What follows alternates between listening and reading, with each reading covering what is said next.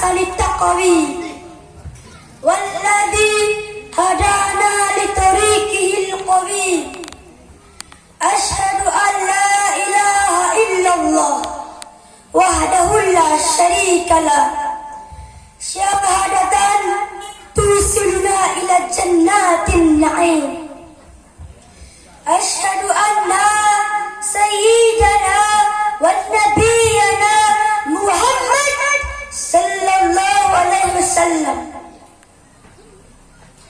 Yang saya hormati Bapak Ibu Dewan Hakim, Asatiz dan Asatizah, singkatnya Bapak Ibu sekalian yang dirahmati oleh Allah Subhanahu wa Ta'ala.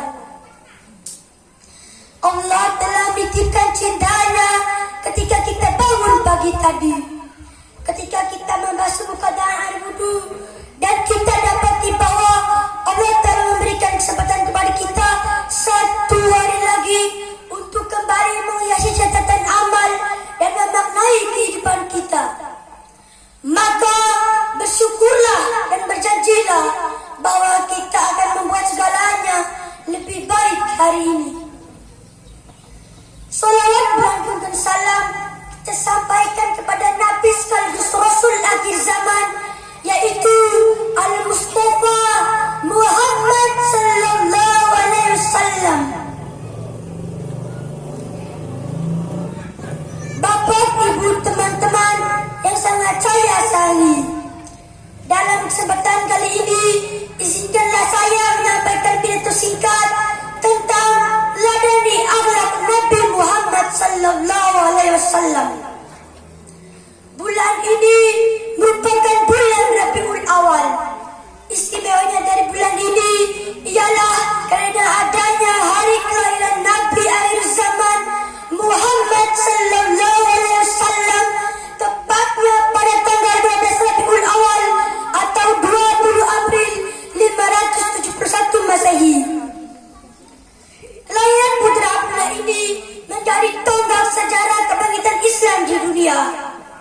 Sejak masih muda, ia sudah menampakkan kepribadian yang luhur. Selain itu, sisi kehidupan Rasulullah dipotret dari segala sisi. Bagaimana Rasulullah tidur, makan, berhubungan dengan sesama makhluk, bagaimana cara beliau menyelesaikan masalah, hingga persoalan tentang mandi dan buang air. Ibu, teman-teman yang dirahmati Allah Subhanahu wa Ta'ala, suatu hari Rasulullah SAW mengadakan majelis ilmu di Masjid Nabi. Masjid yang juga disebut Masjid Nabawi saat itu masih beralaskan pasir, tanpa ubin dan sajadah. Di saat yang sama, seorang lelaki Badui yang berasal dari desa masuk ke dalam masjid.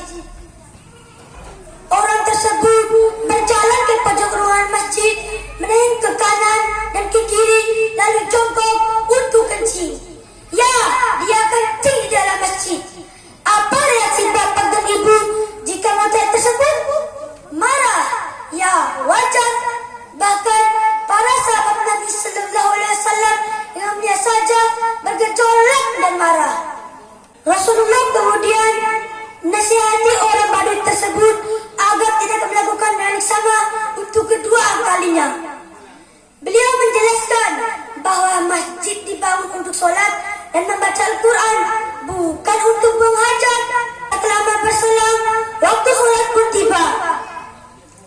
Tanpa disangka, lelaki Badui tadi ikut bergabung sholat jamaah. Saat masuk ke gagang iktidal, lelaki Badui ini kembali membuat geger.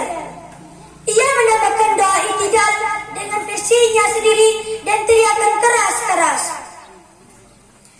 Ya Tuhan kami, bagimulah segala puji. Sayangilah aku dan Muhammad, dan jangan engkau sayangi orang-orang selain kami berdua. Begitu doa yang ia ucapkan. Lihatlah doa orang ini. Secara rukun solat memang salah, tapi jika dilihat dari sudut pandang lain, orang tersebut telah memasukkan Nabi Muhammad SAW ke dalam hatinya. Bahkan ia telah menjadikan Rasulullah sebagai orang yang paling penting bagi hidupnya. Bagaimana bisa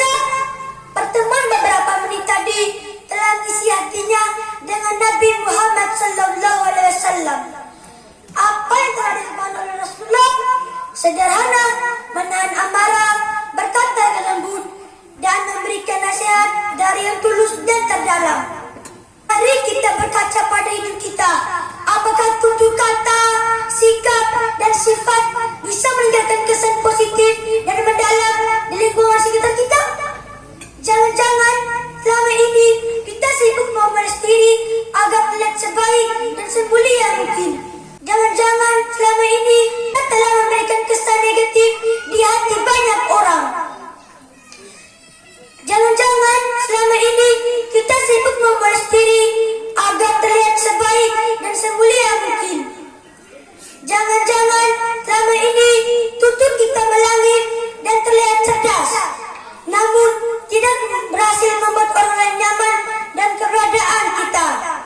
Bapak, ibu, teman-teman yang sangat saya sayangi, dengan menjadikan Rasulullah SAW sebagai tolak ukur kita dalam jalan hidup, insya Allah kita akan mendapatkan tempat yang mulia di sisi Allah Subhanahu Wa Taala. Mari kita jadikan momen peringatan Maulid Nabi Muhammad Sallallahu Alaihi Wasallam sebagai titik perbaikan akhlak kita kepada Allah, makhluknya, dan lingkungan sekitar kita. Mungkin cukup sekian pidato dari saya. Jika ada kekurangan, saya mohon maaf yang sebesar-besarnya. Dan jika ada kelebihan, jangan dikembalikan. Saya ikhlas lahir dan batin. Putih-putih bunga melati, harum mewangi